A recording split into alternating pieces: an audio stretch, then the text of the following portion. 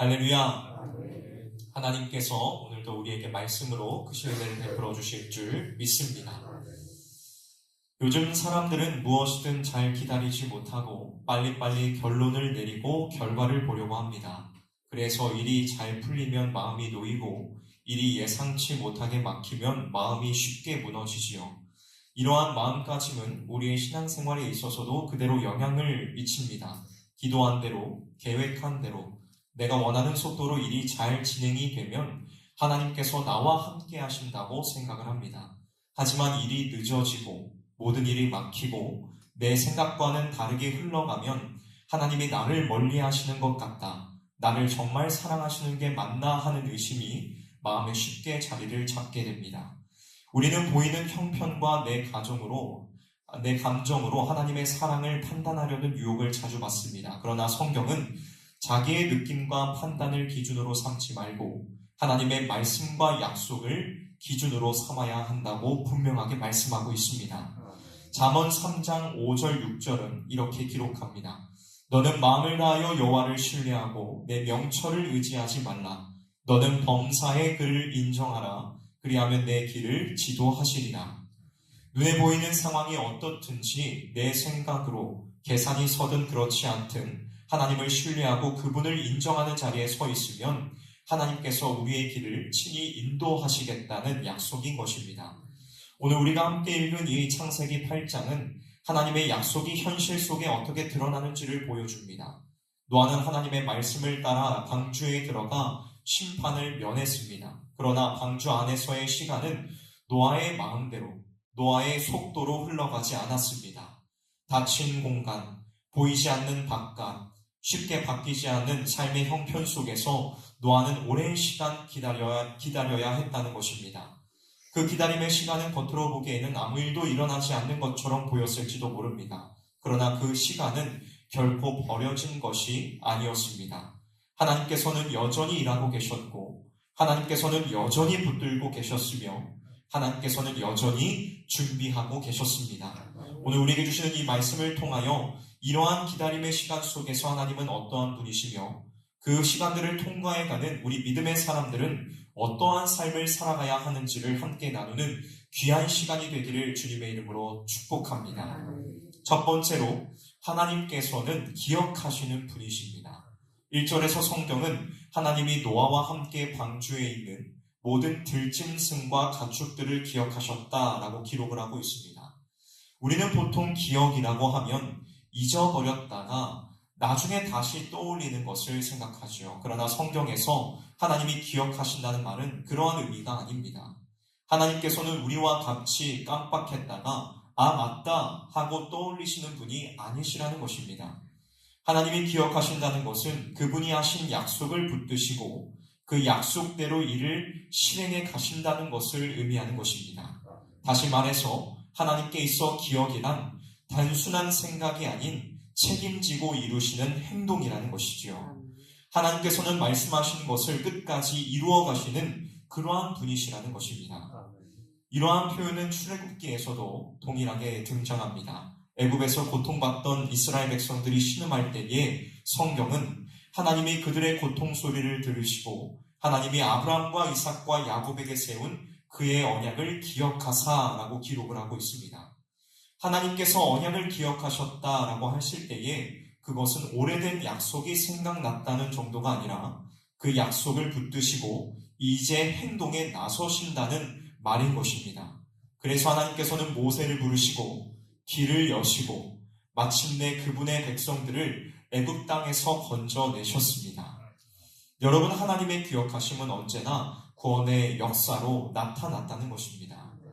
노아도 마찬가지였습니다. 홍수가 일어나기 전에 하나님께서는 노아에게 이렇게 말씀하셨습니다.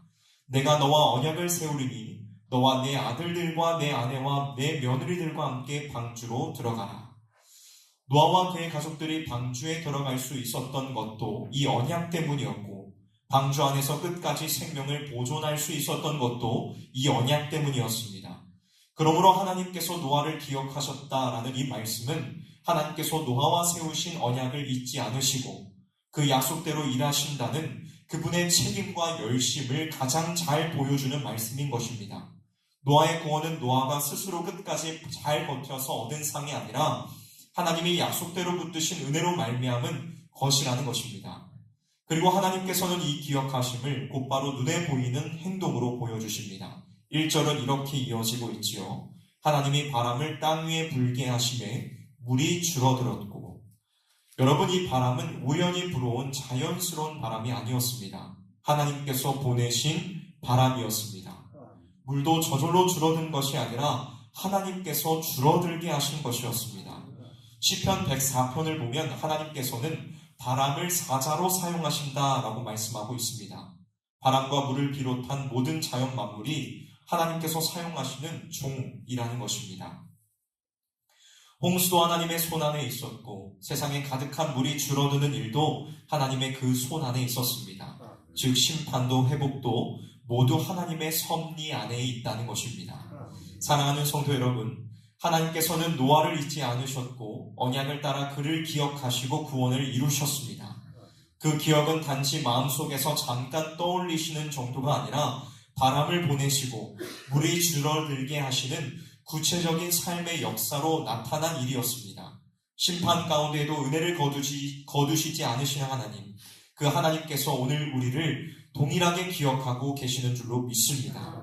여러분, 우리에게 주어진 은혜도 이와 같습니다. 우리는 그리스도 예수 안에서 세례로 구별된 자가 되었고 방주에서 구원받은 노아처럼 하나님의 기억 안에 있는 사람들인 것입니다. 그러나 그 은혜는 단지 위험을 피하기 위한 수단이 아니라 새로운 삶을 시작하라는 하나님의 엄중한 부르심입니다. 하나님이 우리를 기억하신다면 우리 역시도 그 은혜를 기억하면서 삶을 살아가야 합니다. 그 은혜는 우리의 삶을 바꾸는 능력으로 하나님이 기억하신 자답게 우리는 우리의 삶 가운데에서 거룩함과 순종의 열매를 맺어가야 한다는 것입니다. 사랑하는 성도 여러분, 노아를 지키신 하나님께서는 오늘도 그리스도 예수 안에 있는 우리도 지키십니다. 그리고 그 약속 안에 살아가는 사람들은 다가올 심판의 날도 두려움이 아니라 소망으로 바라보게 되지요. 말씀이 멈추라고 할 때에 멈추고 말씀이 나아가라고 할 때에 나아가는 신실한 순종의 삶을 살아가는 저와 여러분들이 되기를 원합니다. 하나님의 기억 안에 있는 자들로서 그분의 선하심과 거룩하심을 드러내며 삶을 살아내는 저와 여러분이 되시기를 주님의 이름으로 간절히 축원합니다. 두 번째로 하나님께서는 기다림을 통하여 그분의 백성들을 훈련시키십니다. 여러분, 하나님께서 노아를 기억하셨다고 해서 모든 일이 그 자리에서 당장 완료된 것은 아니었습니다. 본문 2절 이후에 이어지는 내용들을 자세히 살펴보면 하나님께서는 회복의 일을 한순간에 이루시지 않으시고 시간을 두고 천천히 이루어 가십니다.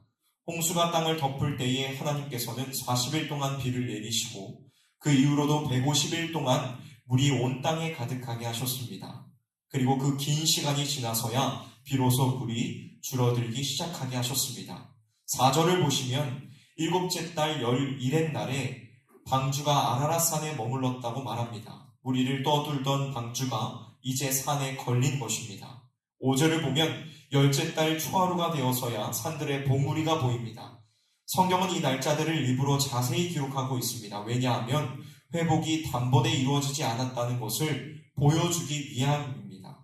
회복이 단번에 이루어지지 않았다는 것은 하나님께서 그 일들을 행하실 만한 능력이 없어서가 아니라 그 과정 속에서 노아를 훈련시키시고 기다림 가운데에 믿음을 자라게 하시기 위함이었습니다.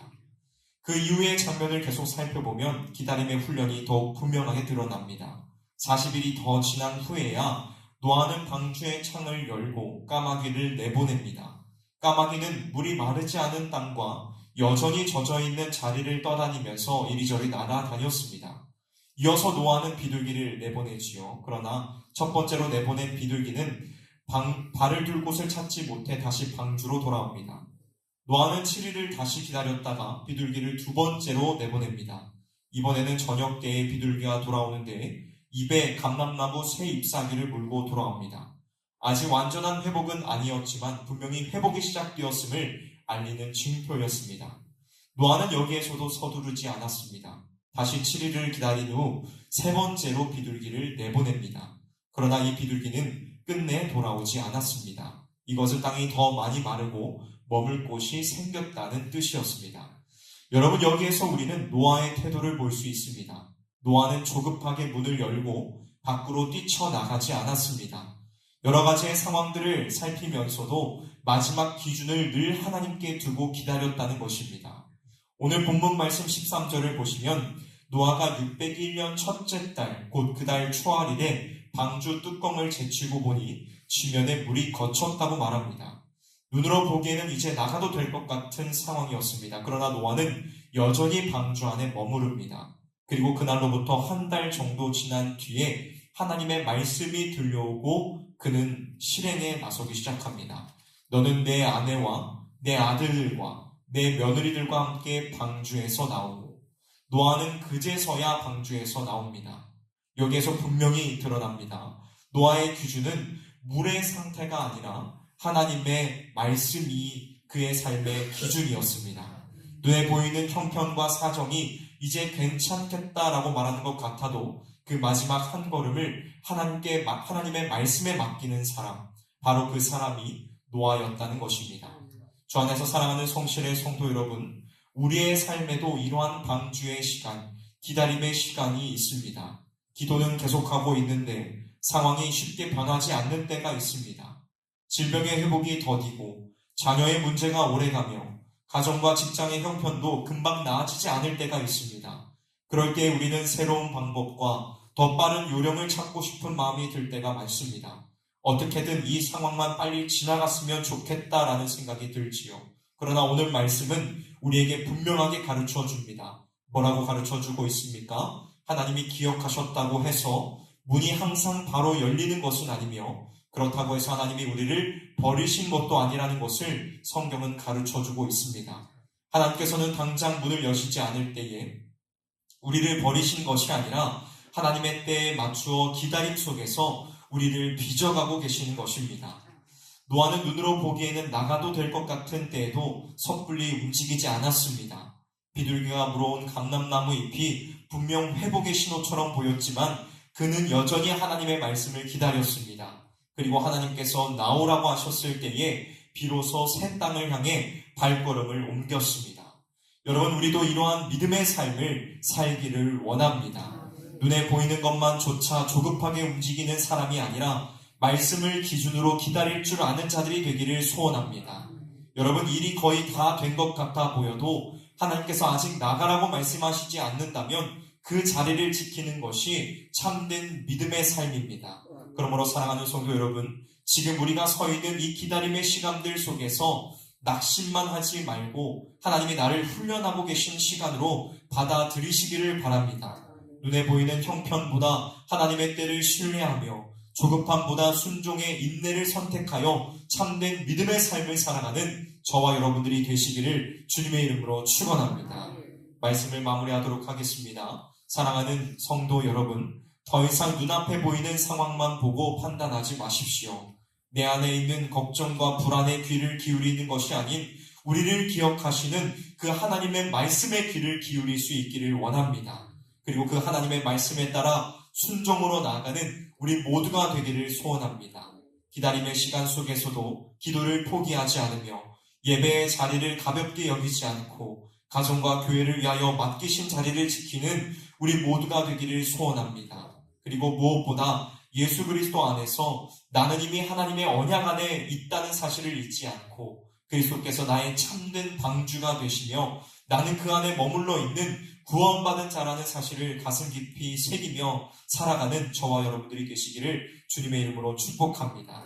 오늘 주어진 이 하루 속에서도 조용하지만 분명한 순종으로 나아가 하나님께서 베풀어 주시는 큰 은혜를 누리는 저와 여러분들이 되시기를 주님의 이름으로 간절히 축원합니다. 기도하도록 하겠습니다.